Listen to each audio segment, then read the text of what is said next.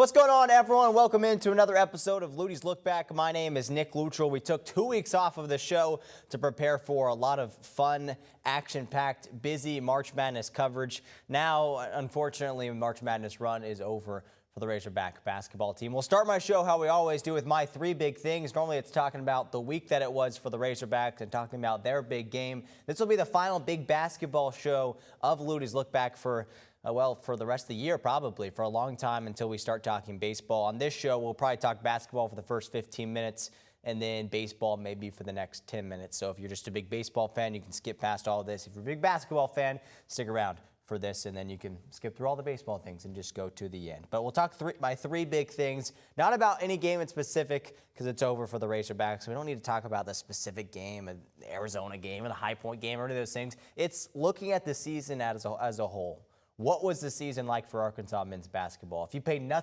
no attention to Arkansas basketball all season long, and you're just like, hey, what happened this year?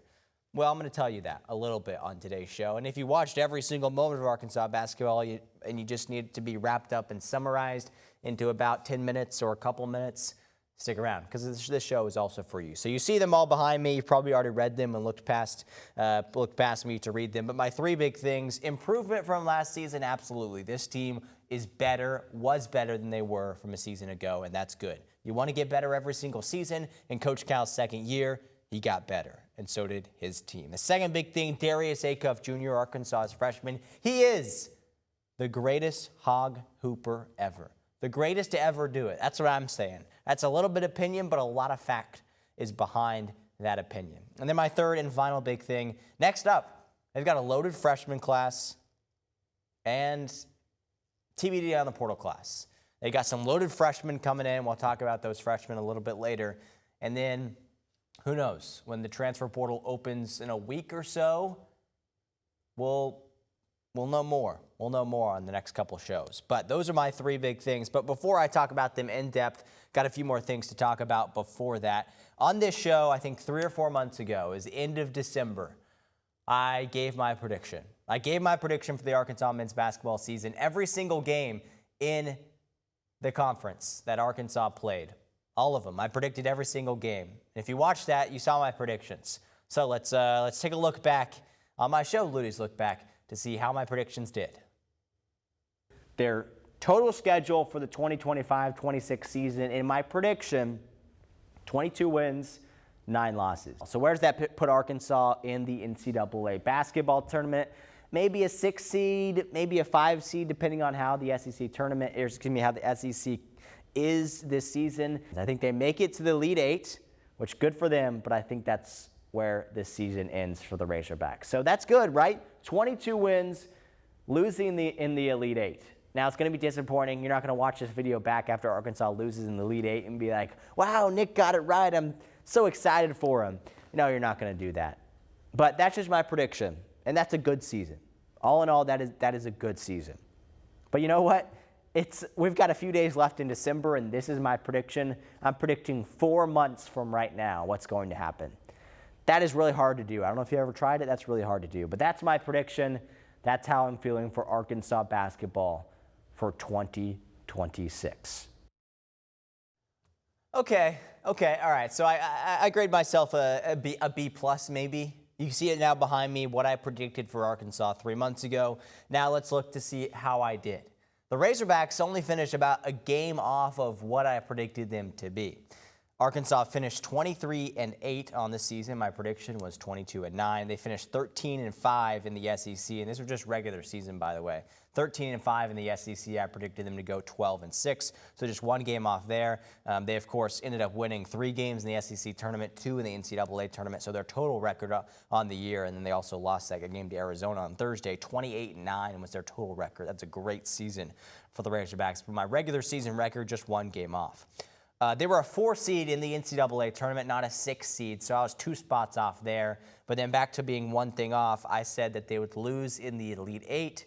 They lost in the Sweet 16. So I'm close. I'm around there. You can give me credit for getting close on Arkansas and having really a tremendous season. And it was hard. As I mentioned a few months ago, it was hard to go game by game and actually predict it. And some of them I didn't get perfectly, obviously, or as right as I want it to be. But that was my prediction. That was my best guess at it. I'll hopefully do that again a year from now. I do it with football. I don't do it with baseball.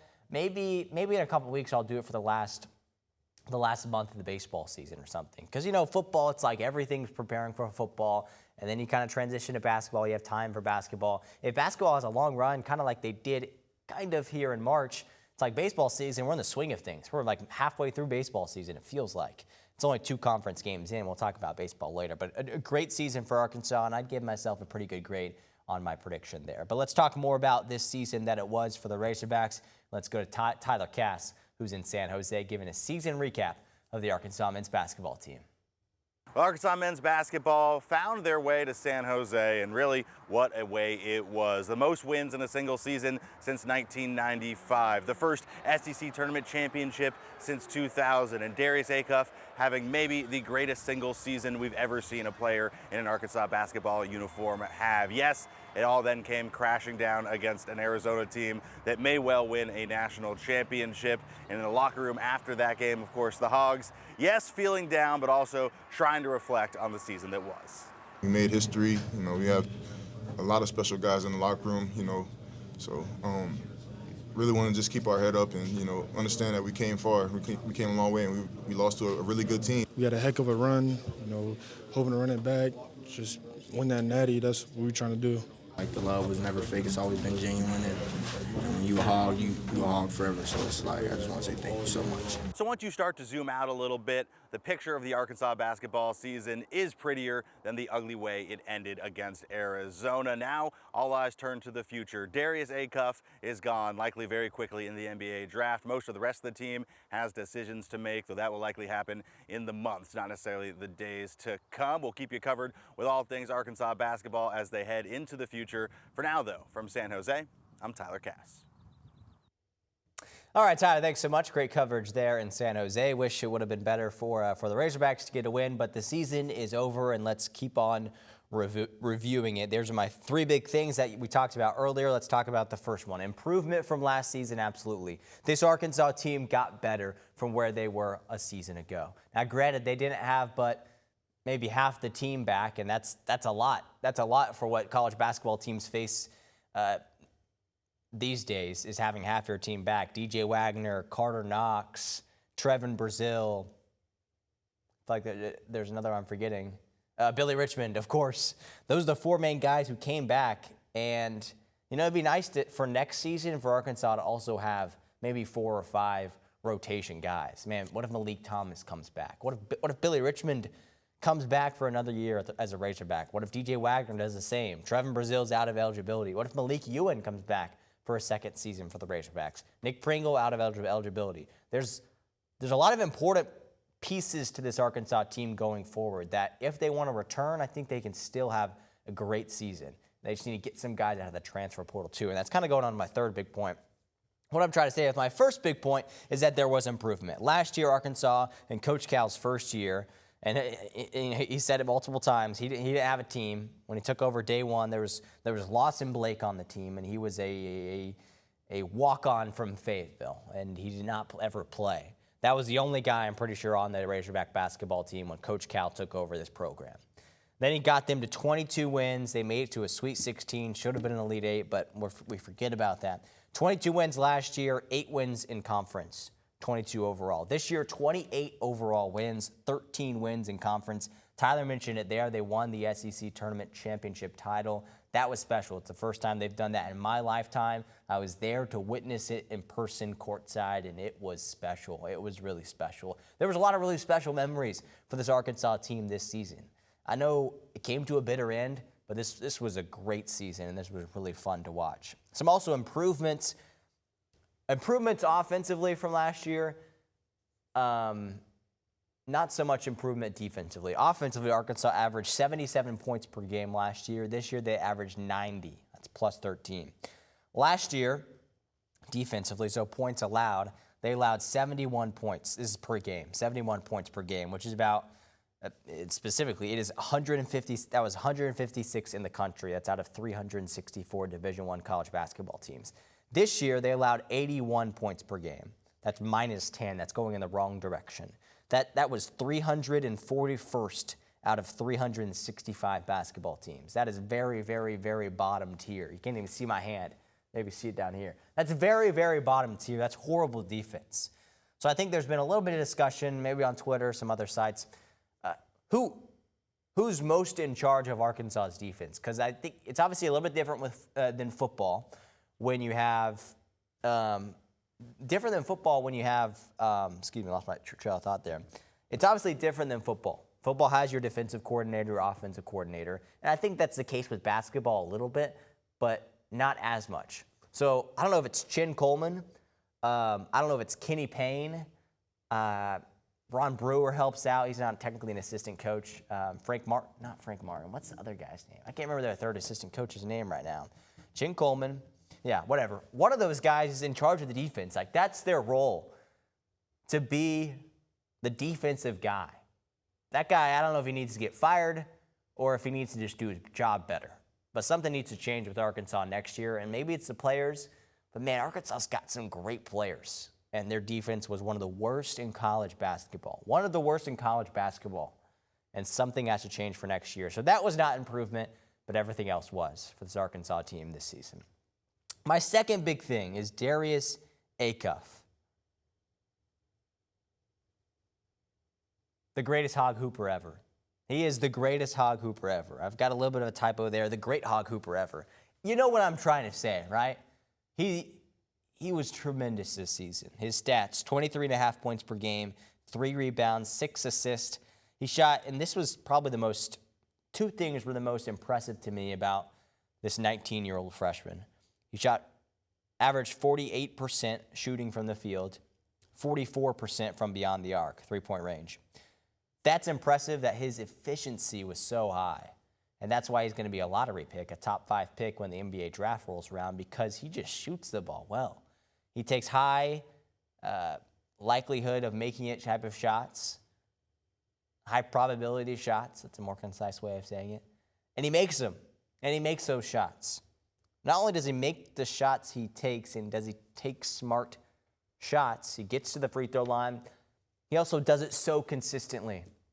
I'm pretty sure I talked about it on my show a month or two ago. I kept waiting for Darius Acuff Jr. to have a freshman moment. Maybe there was some small ones here and there, but I kept waiting for him to have a 0-4 night or go 2 of 6 from the field or something crazy like that.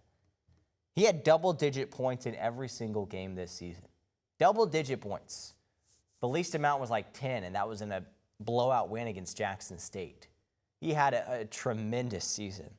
And he's definitely the greatest Arkansas basketball player that I've ever seen with my own eyes. He's easily the best freshman. You can't argue with me that no freshman has ever come to Arkansas and been as good as Darius Acuff. You can argue with me to say there might be more decorated Razorbacks in the basketball history. You can think about the teams that were in the 90s of guys as good as Corliss Williamson that stayed there and played for 4 years or whatever. Those type of guys, I get that stayed there for a while. I mean, he's one of 4 finalists for the Naismith Award. Naismith Wooden Award. Yeah. And if he wins that, that's almost too factual to say there's anyone else that has ever been greater than Darius Acuff. And, again, let's look at their wins. They had 28 wins this season, 22 last year. Darius Acuff gave them – they don't win 6 games without Darius Acuff Jr. on the team.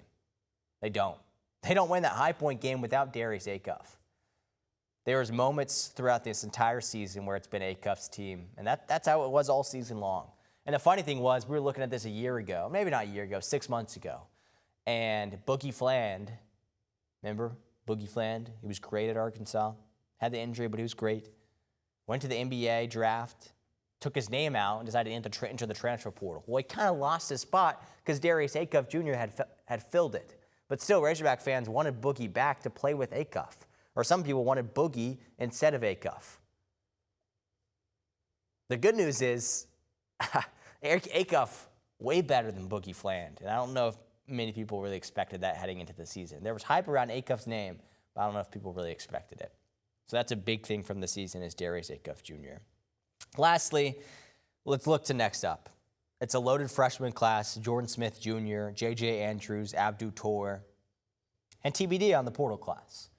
Arkansas's got those 3 freshman guards that are going to be terrific. I think, is Abdu Tor a big guy? I know Jordan Smith Jr., J.J. Andrews are guards/forwards. I don't know what to call J.J. Andrews. I know less about Abdu Tor. I know Jordan Smith Jr. is going to be a great guard. He'll be the next Darius Acuff, I'm telling you. He'll be a lottery pick. Those guys are going to be great. Now, who can you retain? Can you get Billy Richmond back? Can you get a role player in DJ Wagner back? Can you get Malik Ewan back? To me, that's probably the biggest question mark of the offseason. Is Malik Ewan going to come back? And does he have the eligibility to come back? Because there's some confusion, some questions out there about if he even has the eligibility. But if he does, I hope he comes back because Arkansas needs a big man like him. And then they need to go out and get someone, a grown-up man. I can't say the word I may be thinking right now, but a grown-up man. Because the problem with Arkansas at some points this season and in their last game, they didn't have the big physical guys that Arizona had. They didn't.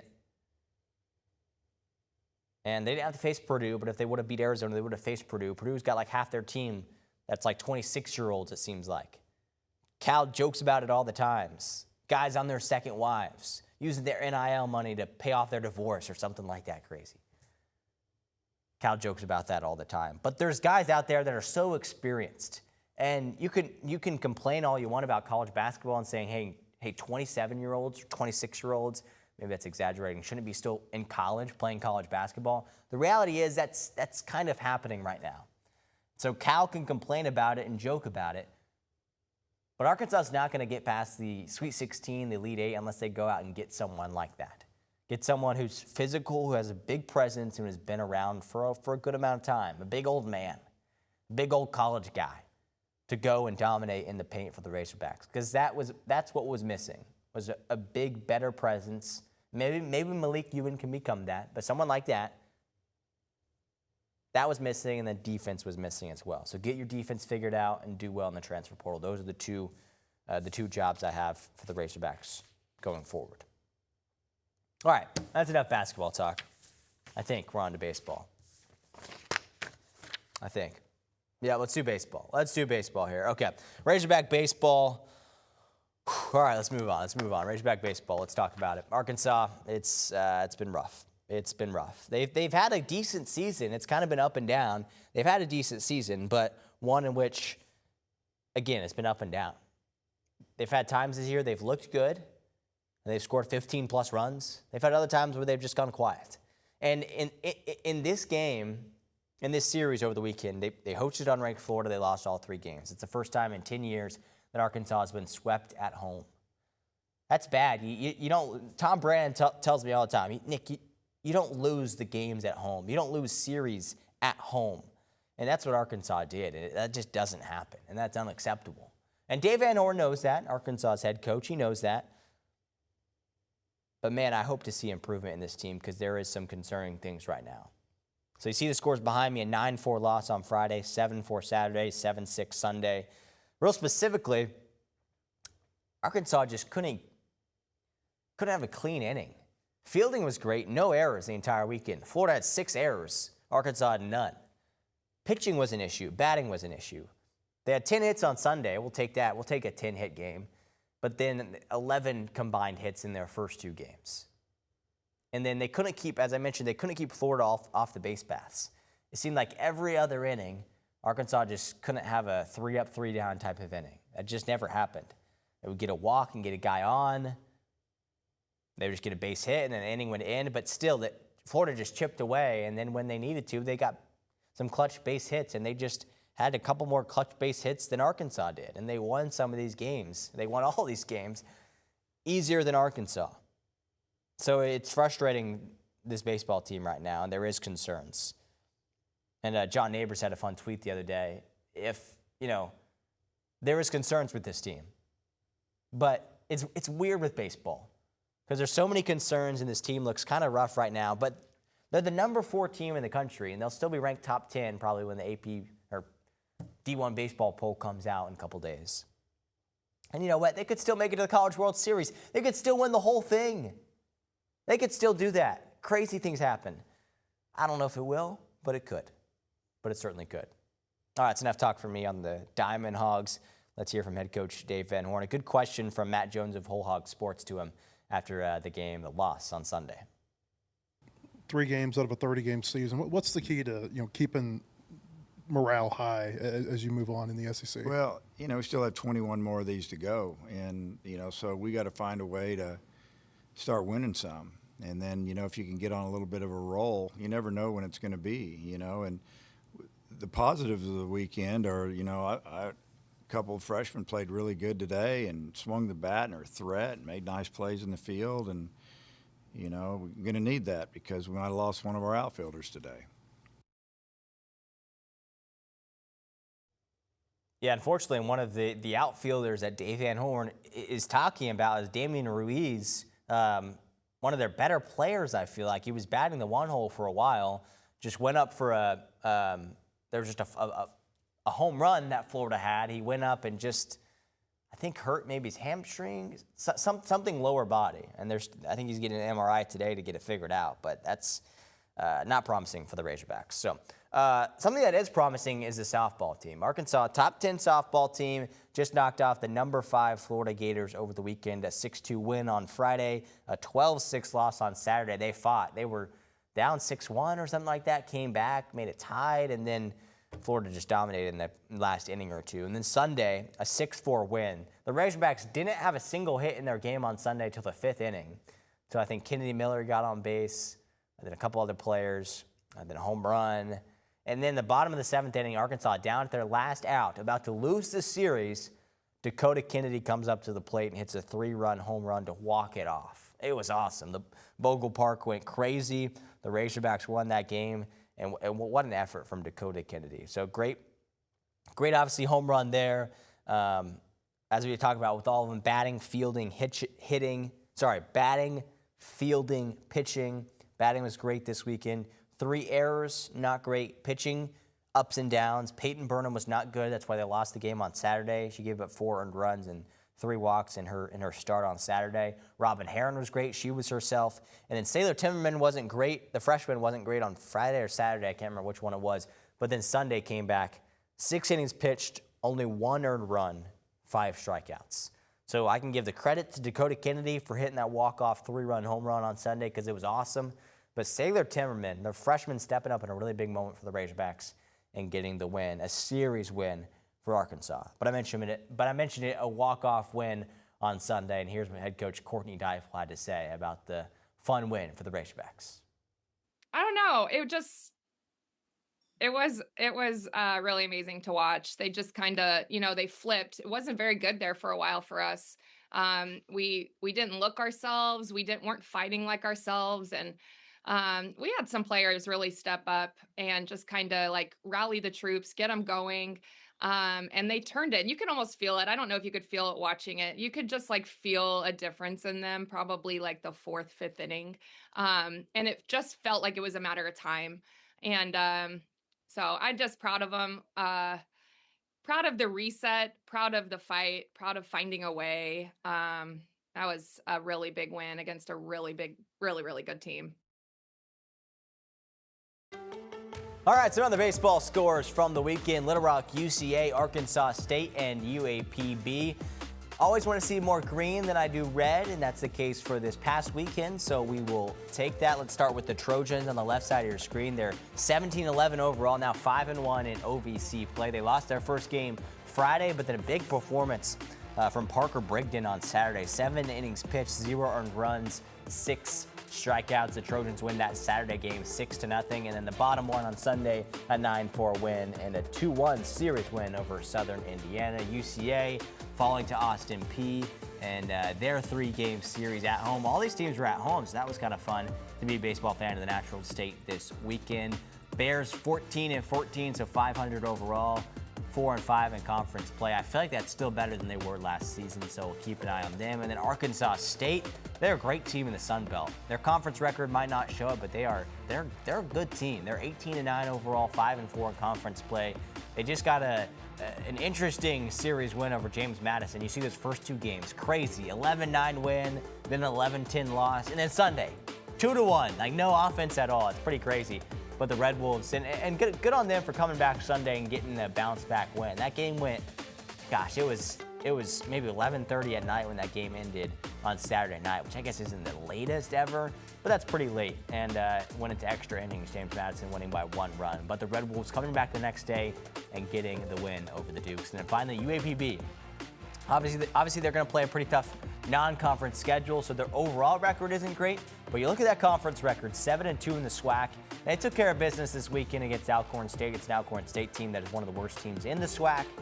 But UAPB dominating. A close win, probably too close of a win on Friday, an 8-7 win for UAPB. And then Saturday and Sunday, 18-2 and 14-2. Yeah, you'll definitely take that. So that's a review of the baseball weekend scores around the Natural State. Well, that's going to do it for this week's show of Luttie's Look Back. Thanks so much for watching, everybody, and we'll see you guys next week.